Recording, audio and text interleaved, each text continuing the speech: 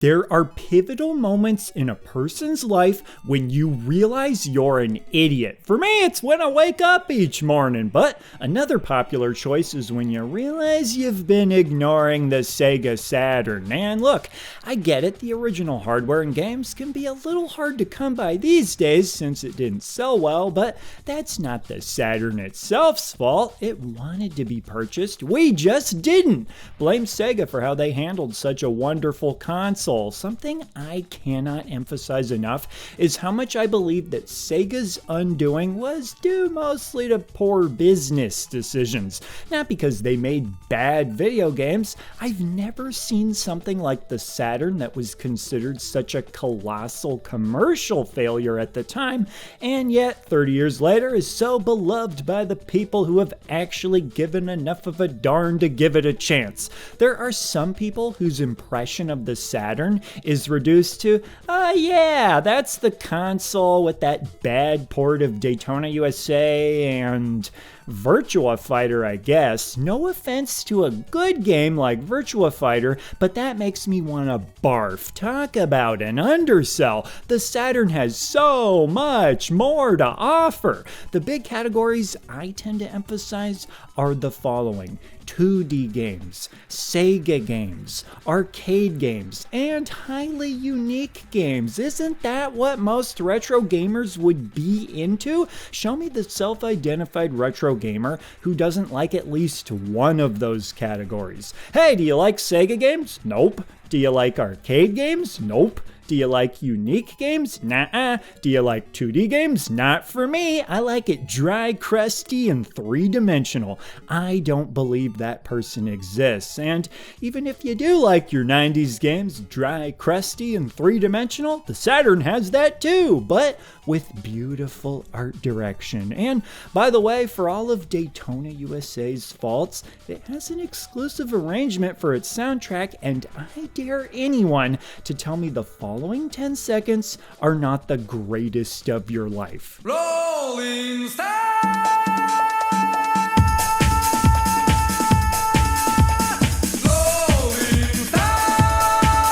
Left you wanting more, am I right? I'm not mad at people for not playing the Saturn more because the circumstances I outlined are understandable, but it genuinely makes me kinda sad that so many people haven't properly experienced the Sega Saturn. I'm telling you, there's just this certain type of understanding amongst Sega Saturn fans.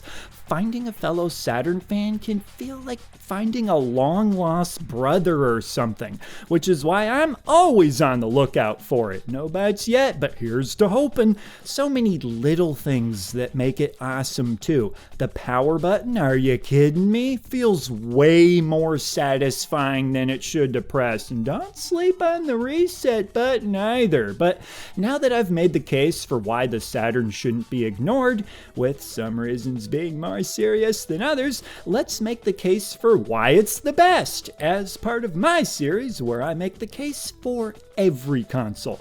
Going back to the 4 categories where the Saturn excels, I think it's important to emphasize that not only did the Saturn offer games that fit these criteria, but it had what could be considered some of the absolute best games in these categories. Remember now, Saturn lived during the middle of the 90s when things like arcade games, 2D games, Sega games, and dare I say creative games that took chances were still going pretty strong. So a Sega console was basically going to be the honey hole for all of this, and that's just what the Saturn was. It even had pretty decent third-party support, which might surprise some people given it failed in the US, but because it did much better in Japan, it still got support from developers, mostly Japanese ones, who basically made most of the best games on consoles at the time. Having good support from Japanese devs was key during that period. The Atari Jaguar can tell you a story about what happens if you don't.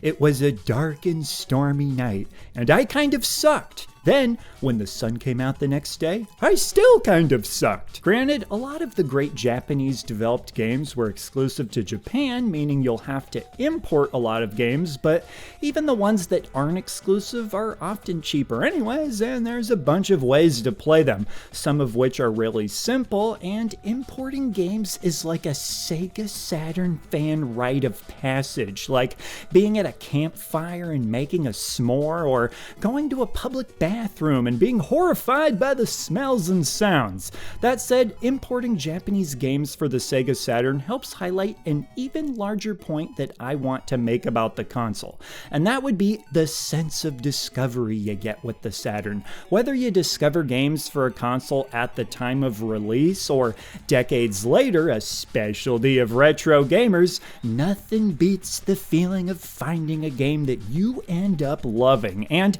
especially if it's an experience that feels different from any game you've played before.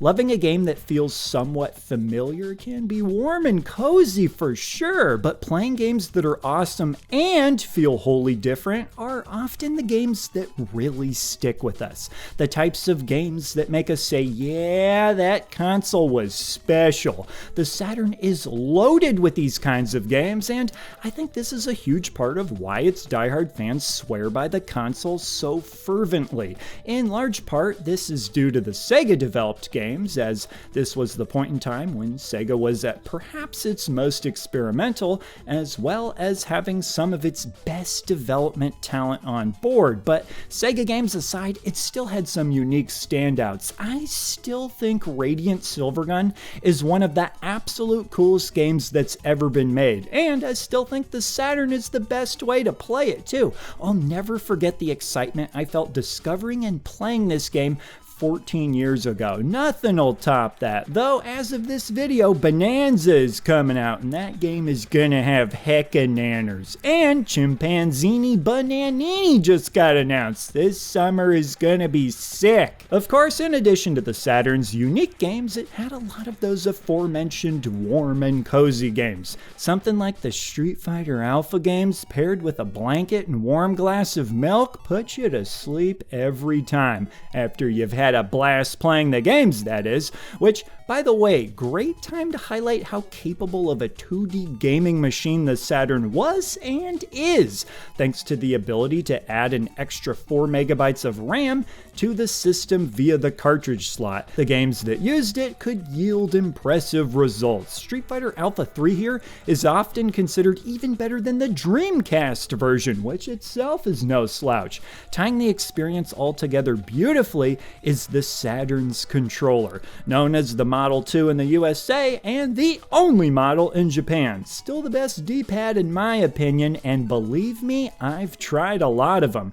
Having the 6 face buttons lined up on the front of the controller is really nice too, something we also never really saw again on any console's first-party controllers. Fans of the N64's C buttons are furious right now.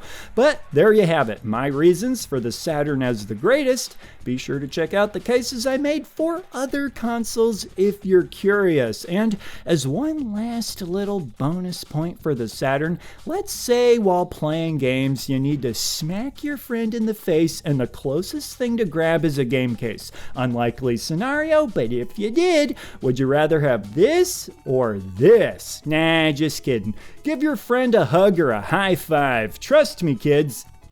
He's the retro bird, yeah. And he's talking about video games. He's the